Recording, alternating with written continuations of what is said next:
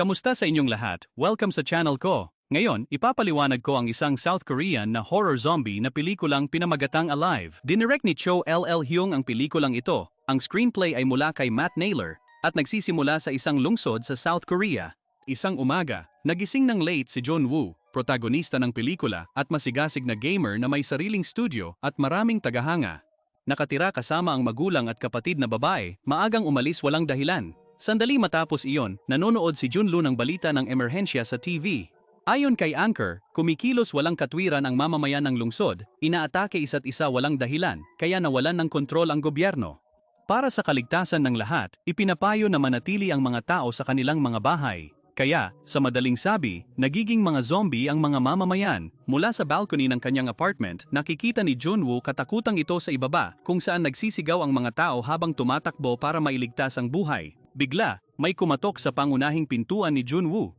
Nang buksan niya ito, pumasok ang kapitbahay niya at sinabi na naging zombie ang kapatid niya. Wala akong matitirhan, hiling niya kay Junwoo na pahintulutan siyang manatili. Takot na si Junwoo, kaya agad niyang inutusan ang lalaki na umalis. Banta pa niya gamit ang golf stick. Nagsimulang umalis ang lalaki matapos gumamit ng banyo ni Junwoo, pero bago siya makaalis, nagsimulang magpakita rin siya ng mga sintomas ng zombie. Namula ang mata niya at sa loob ng ilang segundo, naging ganap siyang zombie. Inatake niya si Junwoo. Nilabanan ni Junwoo ang lalaki at sinipa palabas ng pintuan ng apartment. Sa kasamaang palad, pinatay siya ng isang malaking zombie at kinain ng buhay.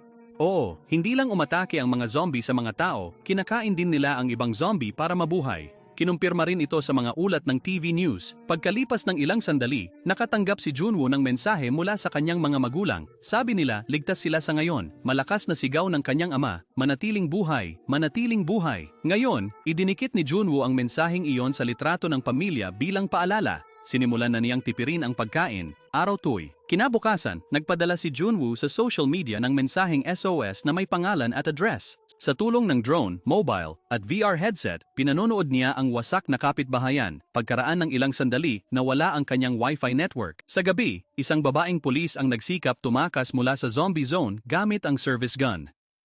Napatay niya ang ilang zombie, pero sa huli siya ring naging biktima nito. Pinanood ni Junwoo sa balkonahe ang nakakatakot na eksena, sumigaw para tumulong, at sa kasamaang palad, nalantad ang lokasyon niya sa zombie.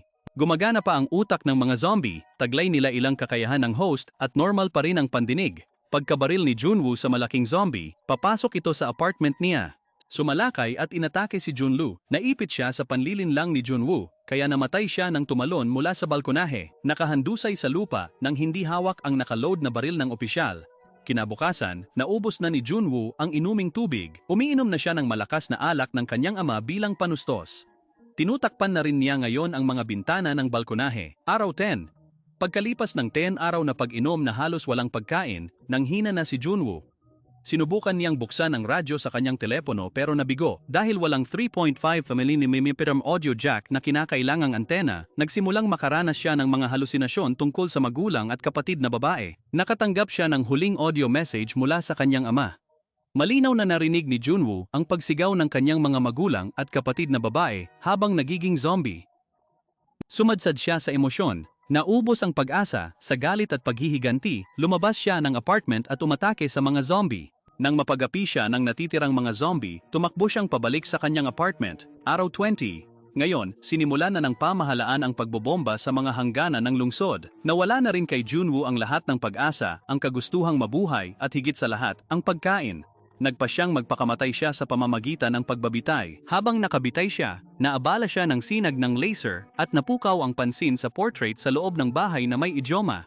Sabi ng salawikain, ang pananampalataya ay realidad ng hinahangad, patunay ng hindi nakikita. Nagalak si Junwoo, lumingon siya sa banal na liwanag. Nanggagaling ito mula sa kabaligtarang apartment kung saan nakatayo ang isang dalagita. Ang pangalan niya ay Yubin. Naipit siya doon sa nakalipas na 6 na araw. Kinabukasan, napatay mo ang isang zombie gamit ang handheld na palakol. Matapang siya, agresibo kumpara kay Junwoo. Dahil karaniwang lumalapit ang mga zombie sa tunog, nagsimula rin siyang gumamit ng sign language at magsulat sa screen ng telepono. Napansin mong walang tao sa ikawalong palapag ng apartment ni Junwoo na siya ring pinakamataas na palapag ng gusali. Salamat. Ngayon, nagpaplano si Yubin ng tuwirang sinulid na linyahan sa pagitan niya at ni Junwoo para makapagbahagi ng pagkain. Ikinakabit niya ang sinulid sa bola ng baseball at itinatapon ito ng buong lakas. Sa kasamaang palad, bumagsak ito sa lupa.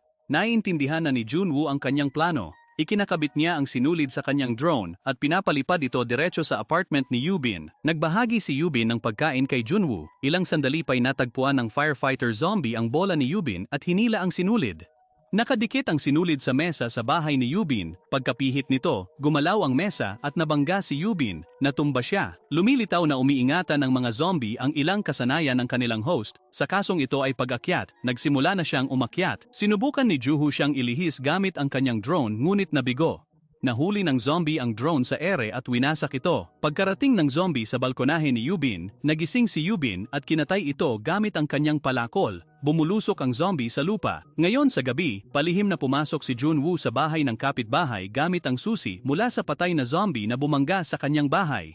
Nakita niya ang bangkay ng isang babae. Kumuha siya ng ilang pagkain mula sa kusina, mula sa imbakan, kinuha niya ang isang 3.5mm audio jack, 2 walkie-talkie, at mga gamit pang hiking sa bundok. Mukhang kapatid iyon ng patay na zombie na mahilig sa hiking, na ngayon naging zombie na rin. Sa mismong sandali, biglang sumulpot ang zombie at inatake si Junwoo. Sa maikling sagupan, muntik na siyang hindi makaligtas, pero nakatakas din. Sinubukan niyang mag-radio sa pamamagitan ng pagdikit ng bagong audio jack sa cellphone, subalit hindi rin gumana ang radyo. Dala na ngayon niya ang ilang pagkain at walkie-talkie papunta kay Yubin. Nagkausap sila sa unang pagkakataon. Ilang araw silang nagpalitan ng pagkain at kwento tungkol sa kanilang pinagmulan. Sinabi ni Yubin na takot siya sa matataas na lugar. Tulad ng nakikita, nangongolekta sila ng tubig ulan tuwing umuulan. Pagkalipas ng ilang araw, naging agresibo ang mga zombie dahil kulang din sila sa sariwang pagkain. Nagkasundo silang hindi naligtas manatili sa kanilang mga apartment. Iminungkahi ni Yubin na lumipat sila sa ika-8 palapag dahil tila walang nakatira doon. Sa tulong ng lubid, tumalon sila mula sa kanilang apartment. Ipinakita rito ang kamanghamanghang aksyon.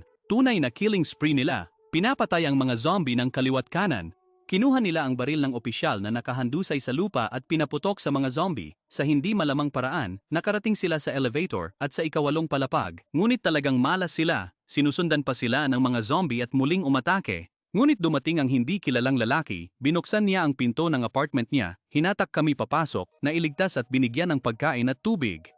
Nagduda siya sa simula, pero sa huli kinain niya ang nilason ng lalaki, kaya parehong nawalan sila ng malay. Ayon sa balita, zombie pala ang asawa niya kaya kinandado sa kwarto ilang araw magutom. Ngayon, ibinato niya si Yubin pagkain. Nagising si Junwoo nang bantaan siya ng baril, ngunit hindi natakot.